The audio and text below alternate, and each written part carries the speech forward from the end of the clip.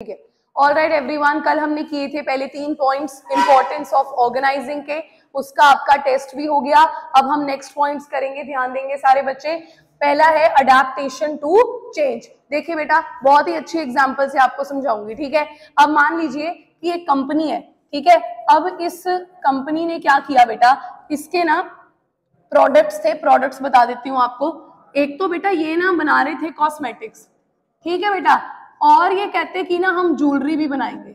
अब ये बना रहे थे 2 चीजें, तो इन्होंने सोचा कि चलो परचेजिंग डिपार्टमेंट एक कर देते हैं, जो परचेजिंग पे जाएगा वो दोनों डिपार्टमेंट्स के लिए परचेज कर लाएगा, जो प्रोडक्शन डिपार्टमेंट होगा वो दोनों डिपार्टमेंट्स के लिए दोनों प्रोडक्ट्स की प्रोडक्शन कर देगा, जो फाइनेंस डिपार्टमेंट होगा वो दोनों का फाइनेंस जो है अरेंज करके ले आएगा, और जो मार्केटिंग वाला होगा वो इन दोनों की मार्केटिंग कर लेगा, ठीक है।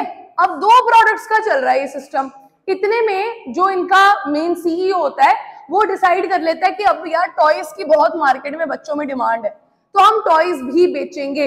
बेटा ध्यान से सोचिएगा, जरा सोच के बताइएगा, क्या तब भी ये मॉडल कामयाब रहेगा इनका? रह ही नहीं सकता, नहीं रह सकता ना।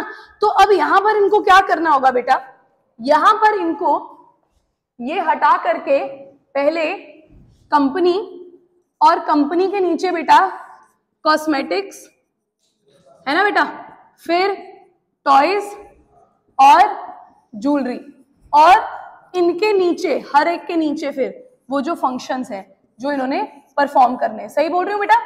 तो पहला पॉइंट अब देखेंगे इंपॉर्टेंस का, क्या लिखा हुआ है मैंने बोर्ड के ऊपर, मैंने लिखा हुआ है अडेप्टेशन टू चेंज। यानी कि ये जो ऑर्गेनाइजिंग का प्रोसेस है, हमने यहां पर देखा कि कंपनी ने पहले 2 प्रोडक्ट्स बनाने शुरू किए और दोनों के फंक्शंस को एक ही डिपार्टमेंट के नीचे शुरू किया, लेकिन जैसे ही डिसीजन आया तीसरा प्रोडक्ट लॉन्च करने का, तब ये वाला जो उनका स्ट्रक्चर था, जिसको कि हम एक्चुअल में फंक्शनल स्ट्रक्चर बोलते हैं बेटा, इससे हटा करके इनको डिविजनल स्ट्रक्चर पे आना पड़ा, है ना। ये फंक्शनल स्ट्रक्चर क्या है, डिविजनल स्ट्रक्चर क्या है, ये हम डिटेल में बाद में पढ़ेंगे। अभी हम सिर्फ इसकी महत्वता को, इंपॉर्टेंस को समझने की कोशिश कर रहे हैं। जो मैंने यहाँ पर लिखी है कि ये जो ऑर्गेनाइजिंग का प्रोसेस है ना बेटा, ये अलाउ करता है एक बिजनेस एंटरप्राइज को to accommodate changes in the business environment. Market में जो चेंजेस आते हैं उसको अडेप्ट करने में कौन सा प्रोसेस हेल्प करता है राजे? Organising process. ये तो एक एग्जांपल रही, मैं आपको एक और एग्जांपल दे देती हूँ। अब आजकल ट्यूशन सेंटर्स जो हैं उनके लिए एक मार्केट में बहुत बड़ा चेंज आया है बेटा, कि अब उनको वीडियो या तो लेक्चर्स को रिकॉर्ड करना चाहिए, या तो वो यूट्यूब पे भी अपने लेक्चर्स को अपलोड कर सकते हैं। हाँ जी, स्टोरेज फुल आ गई है, कोई लो बैटरी, उसको वो कर दो, क्लियर कर दो एक बार कोई, ठीक है।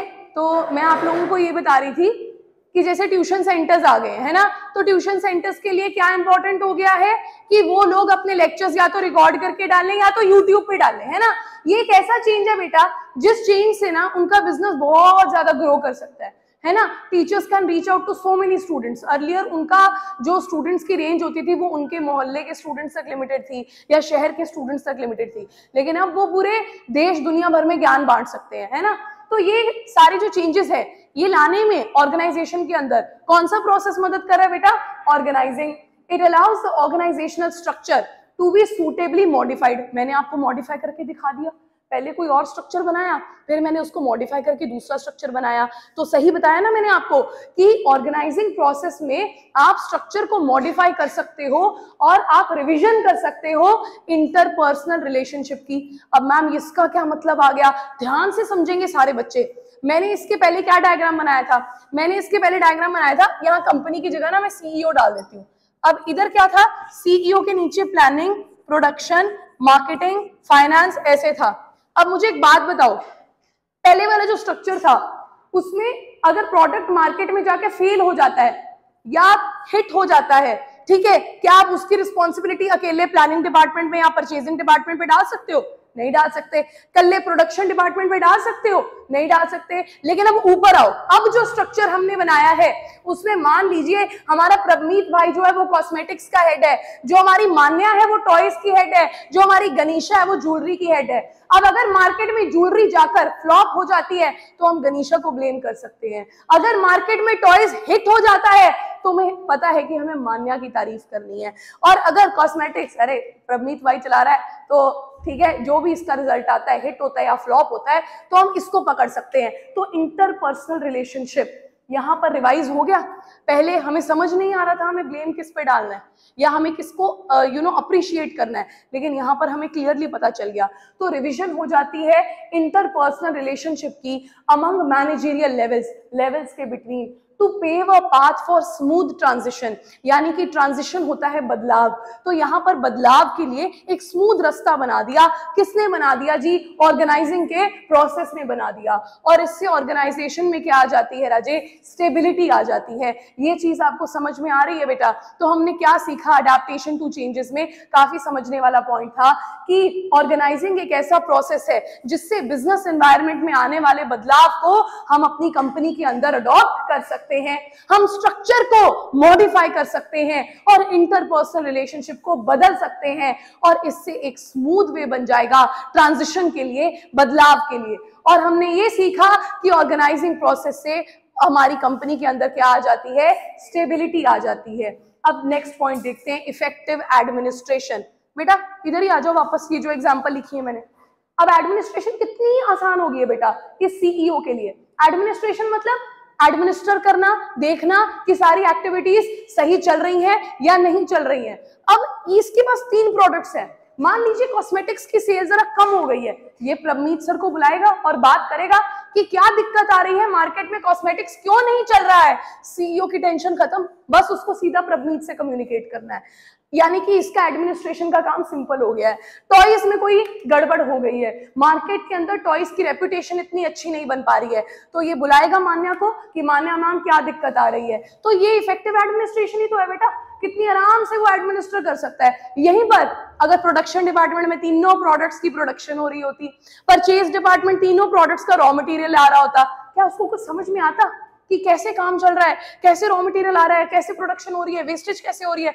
कुछ नहीं समझ पाता वो।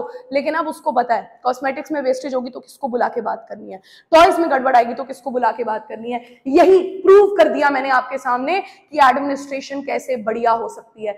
अरे बेटा ट्यूशन सेंटर की एग्जांपल ले लो, कॉमर्स का एक हेड बना दिया, नॉन मेडिकल का हेड बना दिया, मेडिकल का हेड बना दिया। अब अगर मेडिकल के बच्चों का रिजल्ट अच्छा नहीं आएगा तो मेडिकल के हेड को बुला लिया जाएगा, नॉन मेडिकल का रिजल्ट अच्छा नहीं आएगा नॉन मेडिकल के हेड को बुला लेंगे। यानी कि हमारी एडमिनिस्ट्रेशन क्या बन जाएगी बच्चा पार्टी? बहुत ज्यादा easy. Organizing provides a clear description of jobs and related duties. Clear description दे दी जॉब्स की। This helps to avoid confusion. भाई सब कंफ्यूजन नहीं होने वाली है। प्रवनीत ने अपना डिपार्टमेंट हैंडल करना है, मान्या ने अपना करना है, गनीशा ने अपना करना है। क्लैरिटी इन वर्किंग रिलेशनशिप से क्या होगा बेटा? Proper execution of work. अगर इनको क्लियर है कि हमने कौन सा डिपार्टमेंट संभालना है तो बेटा काम क्यों नहीं प्रॉपर वे में एग्जीक्यूट होगा? बिल्कुल होगा। और लास्ट में मैंने क्या लिखा है? मैनेजमेंट बड़ी ही इजी हो जाएगी और एडमिनिस्टर करना आसान हो जाएगा। और जरा खुद दिमाग लगाइए बेटा, अगर ये सीईओ आसानी से 3 प्रोडक्ट्स को मैनेज कर पा रहा है तो कल को इसका मन बना तो ये 4था प्रोडक्ट भी लॉन्च कर देगा, 5वां प्रोडक्ट भी लॉन्च कर देगा। इसकी कंपनी की ग्रोथ पोटेंशियल क्या है? इनफाइनाइट, क्योंकि इसने स्ट्रक्चर बढ़िया अडॉप्ट कर लिया। नेस्ले कंपनी की एग्जांपल ले लेते हैं बेटा। घर में टमाटो केचप पड़ी हुई है, सॉस की बोतल पड़ी हुई है, कौन सी कंपनी की है? नेस्ले। घर में कॉफी का डब्बा पड़ा हुआ है, वो कौन सी कंपनी है? नेस्ले। घर में किटकैट भी पड़ी होगी बेटा, नाम पढ़ लेना पीछे क्या लिखा होगा? नेस्ले। मंच भी खाई होगी 5 रुपए की, उस कंपनी का भी पेरेंट कंपनी कौन है? नेस्ले। तो नेस्ले इतने सारे प्रोडक्ट्स कैसे बना रही है बेटा? इसी स्ट्रक्चर को अडॉप्ट करके बना रही होगी और तभी तो उसकी एडमिनिस्ट्रेशन इफेक्टिव है। ठीक है, अब आगे बढ़ते हैं। यहाँ क्या लिखा है? Expansion and growth. नेस्ले की ही बात कर रहे थे, कितना एक्सपैंड कर लिया कंपनी ने, कितनी ग्रोथ है ना, इतने सारे प्रोडक्ट्स लॉन्च कर लिया। अरे एक प्रोडक्ट उसका बेस्ट वाला तो भूल ही गए, मैगी। 2 मिनट में बन जाती है मैगी, वो भी किसका प्रोडक्ट है? नेस्ले। तो ग्रोथ कितनी ज्यादा है देखिए। Organizing helps in growth and diversification. बेटा डाइवर्सिफिकेशन का मतलब क्या होता है? यही जो हमने अभी सीखा कि नेस्ले ने मंच भी बनाई है, नेस्ले ने किटकैट भी बनाई है, कॉफी भी बनाई है, अरे भाई साहब टोमेटो केचप भी बनाया है, मैगी भी बनाई है। इतने सारे प्रोडक्ट्स को अगर वो बना रहा है, इसी को बोलते हैं डाइवर्सिफाई करना, डाइवर्सिफिकेशन करना। और इनेबल करता है उसे to deviate from the existing norms. ठीक है, यानी कि एग्जिस्टिंग प्रोडक्ट से हट करके कुछ ना कुछ चैलेंजिंग एक्टिविटी को, नई एक्टिविटी को लॉन्च करना। तो ये 3 पॉइंट्स मेरे ख्याल से अब सबको क्लियर हो गए हैं। अब फटाफट से इसको याद कीजिए, फिर एक लास्ट पॉइंट है वो भी करते हैं। ठीक है।